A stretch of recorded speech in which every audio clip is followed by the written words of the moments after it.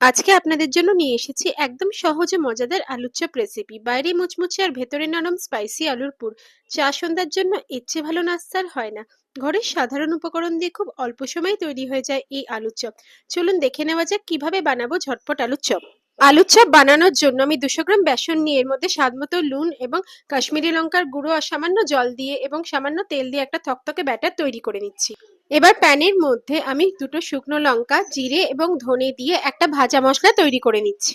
5 থেকে 7 মিনিট নেড়ে চেড়ে কম আছে আমি এই ভাজা মশলাটা তৈরি করে নেব। ভাজা মশলা তৈরি করে নিয়ে প্লেটে ঢেলে এটা ঠান্ডা করে দিয়ে তারপরে মিক্সিতে দিয়ে একটা পাউডার বানিয়ে নেব। আলুর চপ বানানোর জন্য আমি প্যানে জল দেবো এবং জল দিয়ে 3টে আলু আমি সেদ্ধ করে নেব। মিনিট 15 থেকে 20 কম আছে। আলুগুলো সেদ্ধ হয়ে গেলে আমি একটি হাতার সাহায্যে আলুগুলো তুলে নেব এবং প্লেটে রেখে আমি এটাকে ঠান্ডা হতে দেব। তারপর প্যানের মধ্যে আমি 2 থেকে 3 চামচ তেল দিয়ে তার মধ্যে দিয়ে দেব কাঁচা লঙ্কা কুচি এবং এর মধ্যে দিয়ে দেব জিরে ফোড়ন। দিয়ে ভালো মতো আমি নাড়তে শুরু করে দেবো যতক্ষণ না মশলাটা ভালো মতো কাঁচা গন্ধ দূর হয়ে যাচ্ছে, এবং এর মধ্যে দিয়ে দেবো তারপর 1 চামচ আদা বাটা। দিয়ে সবকিছু একসাথে কম আঁচে নাড়তে শুরু করে দেবো।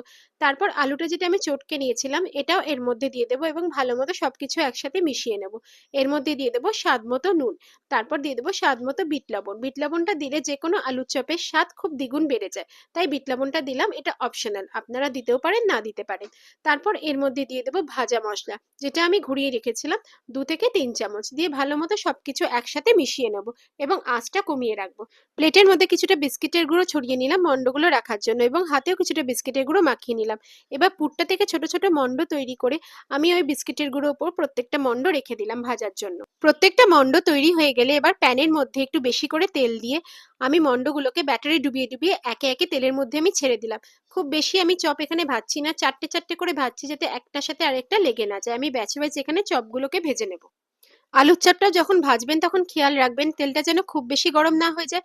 60 to 70% গরম হলেই হবে, নাহলে নিচটা খুব তাড়াতাড়ি জ্বলে যাবে এবং ভেতরটা ভালো করে মুচমুচে হবে না। এভাবে 15 থেকে 20 মিনিট একটা সাইড ভাজার পর যখন লাল হয়ে যাবে তখন অপর সাইডটা আমি উল্টে দেবো এবং দু সাইড ভাজা হয়ে গেলেই আমি আলুর চপগুলোকে তুলে নেব।